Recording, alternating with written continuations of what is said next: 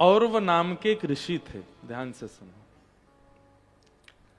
हिमालय पर बैठकर के वो तपस्या करते थे। तो देवताओं का एक स्वभाव है कि जैसे ही कोई तपस्या करने जाता है, देवताओं को यह लगता है कहीं ये इतनी तपस्या ना कर ले कि हमारी पदवी मांग ले, हमारी पदवी छीन ले। तो देवता क्या करते हैं, आकर के उसको ऑफर देते हैं, वरदान मांगो ताकि तुम्हारा भजन यहीं रुक जाए, वरदान लेके तुम जाओ, कहीं इतना भजन ना कर लो कि हमारी पदवी छीन लो। क्योंकि भगवान का तो काम है भजन से प्रसन्न होकर प्रकट होते ही कहते, बताइए क्या दें, ब्रह्मा की पदवी दें, सूर्य की पदवी दें, यम की पदवी दें। ब्रह्मा जी इंद्र कहते हमारे तो सिंहासन के नट बोल्ट ढीले ही रहते हैं, कोई नेक भजन ज्यादा करे भगवान सबसे पहले ऑफरिंग में रखते हैं, लाओ दें तुमको। तो इसलिए ब्रह्मादि देवता, और वो कहते हैं ना जल्दी प्रसन्न होने वाले देवता, ये कौन से देवता हैं जिनको भय रहता है कि हमारी पदवी छिन ना जाए। वो जल्दी प्रसन्न क्यों हो जाते हैं, वो इसलिए जल्दी प्रसन्न हो जाते हैं कि जल्दी हम जाएं, उसको दे दें जो इसको चाहिए, और फिर ये अपना भजन रोक दे यहीं पर। तो औरव ऋषि हिमालय पर भजन कर रहे थे। इंद्र ब्रह्मा आदि देवताओं ने देखा, बोले भाई इसका भजन बड़ा अद्भुत है, कहीं इसके भजन के प्रताप से ये हमारी पदवी ना ले ले। ब्रह्मा जी प्रकट हो गए, वरदान मांगिए क्या चाहिए। और ऋषि हंसने लगे, बोले आपको प्रसन्न करने के लिए भजन नहीं कर रहा हूं मैं, जाइए, कुछ नहीं चाहिए हमको। ब्रह्मा जी वापस आ गए, इंद्र बोले मैं जाता हूं। इंद्र प्रकट हो गए, बोले आप जो कहेंगे सो प्रदान करेंगे आपको, बताइए क्या चाहिए। मना कर दिया। सभी देवताओं ने देवियों ने प्रयास किया, पर औरव ऋषि किसी से भी प्रसन्न नहीं हुए। प्रसन्न मतलब सबको प्रणाम करते थे, पर उनको कुछ चाहिए नहीं था।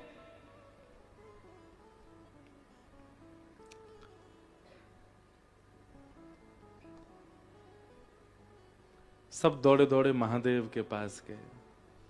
महादेव तो बेचारे भोले बाबा, उनसे जाकर के कह दिया, बोले देखिए ये हमारी पदवी छीनने के लिए भजन कर रहा है, हम लोग तो जाके इसको खूब कह चुके वरदान मांगो, पर ये कुछ नहीं मांग रहा है, आप ही इस पर कुछ अनुग्रह कृपा करो। अब भोले बाबा तो इतने भोरे, इतने सारे देवताओं को दुखी देख करके भोलेनाथ तो बोले अरे राम राम राम, बेचारे कितने कष्ट में आ गए हैं, इन सबकी पदवी अगर हमारी किसी क्रिया से बची रहे तो हम क्यों ना करें। महादेव जैसे गए औरव ऋषि के यहां, उसी समय औरव ऋषि अपने इष्ट की आराधना के लिए कुछ पुष्प आदि लेने के लिए हिमालय से थोड़े नीचे उतर के पहाड़ी क्षेत्रों में गए। महादेव ने जाके देखा कि महाराज पूरी कुटिया खाली है, स्थान पूरा आश्रम पर्वतों के बीच में, पहाड़ों पर सुंदर बर्फों के बीच में बिल्कुल खाली, कोई है ही नहीं वहां पर। महादेव ने देवताओं से कहा भैया यहां तो कोई भी नहीं है। बोले भगवान आप एक काम करो। बोले क्या, इसके जो आश्रम है ना इसको जला दो, ये आश्रम ही नहीं बचेगा, अपने आप दुखी होकर के चला जाएगा। महादेव बोले ये सब क्या करवा रहे हैं आप। बोले नहीं नहीं भगवान, हमारी हम देवताओं के आप ही स्वामी हैं, आप हमारी रक्षा करो। और महादेव ने अपनी योग अग्नि से उनके आश्रम को जला दिया। महादेव जाकर के अपने आसन पर बैठ गए, बैठ करके बढ़िया ध्यान में लग गए। अब औरव ऋषि लौट करके आए। जैसे ही उन्होंने आकर के देखा कि पूरा आश्रम संदग्ध जल गया। मैंने क्या बिगाड़ा था किसी का, कभी देवताओं से कुछ मांगा नहीं, कभी किसी प्रकार की याचना की नहीं, कभी किसी देवता को परेशान किया नहीं, मेरा आश्रम क्यों जला दिया।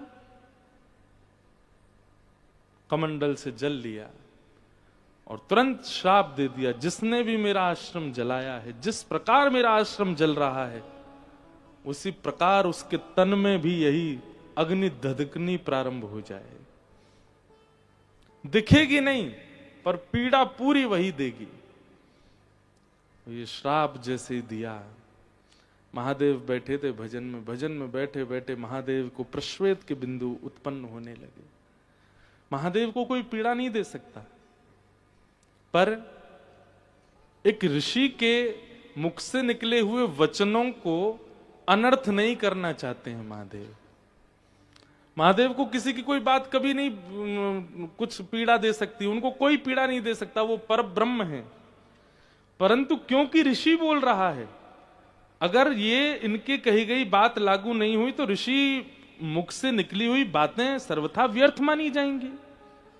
बोले बोलते रहे थे ऋषि, महादेव को तो कुछ हुआ नहीं, लोग बाग ऐसी बात बनाएंगे। तो केवल एक ऋषि की वाणी को सत्य करने के लिए महादेव एक पीड़ा का नाट्य करने लगे और पार्वती जी के पास गए। मेरा पूरा शरीर जल रहा है। पार्वती जी ने खूब गंगा जल डाला, खूब सुंदर सुंदर नदियों के जलों से स्नान कराया, खूब लेप लगाया, लेकिन कोई भी महादेव को शांत नहीं कर पाया। देवता तो सब छुप गए, अपना काम बनता। कोई भी नहीं आया देखने के लिए कि महादेव की पीड़ा है। तब साक्षात शंख चक्र गदा पद्मधारी श्रीमन नारायण पधारे और आकर के जब महादेव की उस पीड़ा का दर्शन किया, नेत्र सजल हो गए ठाकुर जी के। और ठाकुर जी ने कहा, पार्वती जी, तीनों लोकों में चाहे देवता हो, चाहे मानव हो, चाहे राक्षस हो, चाहे बंचर हो, चाहे जलचर हो, हर किसी तीनों लोकों में प्रकट होने वाले हर किसी व्यक्ति की एक ही वैद्य है और वो है गौ माता। आपने गैया का आह्वान किया? नहीं, अभी तक तो नहीं। बोले अब गैया को बुलाओ। तब गायों का स्मरण किया गया। 77 गैया प्रकट हुई और प्रकट होकर के भगवान ने आज्ञा की। महादेव एक शिला पर बैठ गए और 77 गैया चारों ओर ऊंची शिलाओं पर खड़ी हो गई। उनके थन से जब दुग्ध प्रकट हुआ, तुरंत महादेव के मुखमंडल पर मुस्कान आ गई, प्रसन्न हो गए, नेत्र आंखों में सजल हो गए। ठाकुर जी के इस मंगल प्रयास को देख करके महादेव की वह पीड़ा शांत होने लगी। जैसे ही वो पीड़ा शांत हुई, महादेव की दौड़ करके गए, नारायण भगवान को हृदय से लगाया और कहा, मेरे अति प्रिय प्रभु के द्वारा दिया गया ये उपचार, ये केवल उपचार नहीं है, ये मेरे लिए सबसे बड़ा उपहार है आपकी ओर से। जब तक पृथ्वी है तब तक हम ये नियम बना देंगे कि सब हम पर दुग्धाभिषेक करें, क्योंकि जब वैष्णव दुग्धाभिषेक करता है तो प्रभु श्री महादेव को नारायण का स्मरण होता है और ये पूरी घटनाक्रम उनको याद आने लगती है। इसलिए चाहे रुद्राष्टाध्यायी का अभिषेक किया जाता हो, चाहे किसी भी प्रकार का भाव 16 मंत्रों से अभिषेक किया जाता हो, हम एक बूंदी से ही दूध डालते हैं पानी में और नेक दूध डाल दो, फिर करो अभिषेक। क्यों? दुग्ध का स्पर्श होते ही महादेव प्रसन्न हो जाते हैं और उनको वो याद आने लगता है कि ठाकुर जी ने मेरी एक बार पीड़ा को दूर करने के लिए कैसे गैयाओं को प्रकट किया। तब से महादेव पर दुग्धाभिषेक, पंचामृत अभिषेक, ये सब क्रिया होती है। बंधुओं, एक बात हम कहें, आप यदि वृंदावन के उपासी हो, यदि आप श्री राधा कृष्ण उपासी हो, आज महाशिवरात्रि का पावन पर्व, राधा कृपा कटाक्ष, कृष्ण गोपाल सहस्रनाम आदि आदि इन सब भावों को उच्च स्वर में महादेव को सुनाइएगा, गीत गोविंद सुनाइएगा। आज तक तो आपने ठाकुर जी को सुनाए होंगे, आज महादेव को सुनाइएगा। और अपने गुरु मंत्र हो, चाहे राधा नाम हो, उसकी खूब मंगल ध्वनि के साथ महादेव के सामने नृत्य कीजिएगा। आप कल से अपनी भक्ति में किंचित बढ़ोतरी पाएंगे, महादेव भक्ति प्रदान करेंगे। शिव कैलाशों के वासी, धौली धारों के राजा, शंकर संकट हरना। शिव गाइए।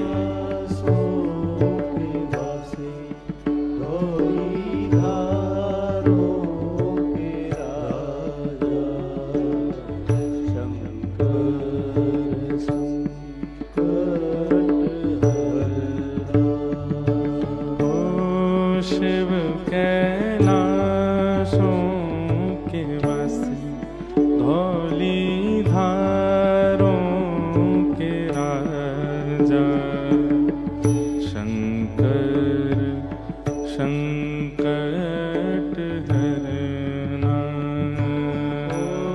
शिव कैलाशों के वासी धौली धारों के राजा शंकर संकट हरना। ओ तेरे कैलाशों का अंत न पाया, तेरे कैलाशों का अंत न पाया, तेरे कैलाशों का अंत न पाया, तेरे कैलाशों का अंत न पाया, अंत बेअंत तेरी माया। ओ भोले बाबा अंत बेअंत तेरी माया। ओ शिव कैलाशों के वासी धौली धारों के राजा शंकर संकट हरना। गाइए कैलाशों के वासी धौली धारों के राजा शंकर श्री गोपेश्वर महादेव की जय।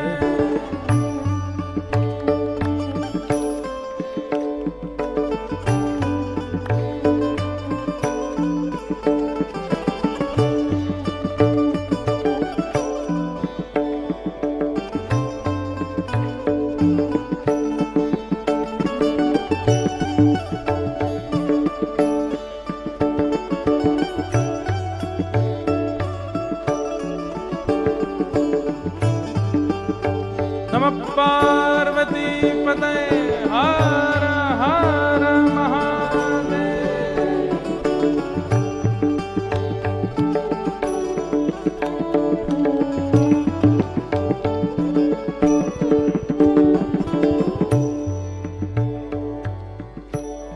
ओ बेल की पत्तियां भांग धतूरा, बेल की पत्तियां भांग धतूरा, भेल की पत्तियां भांग धतूरा, बेल की पत्तियां भांग धतूरा, शिव जी के मन को लुभाए। ओ भोले बाबा शिव जी के मन को लुभाए। हाँ भोले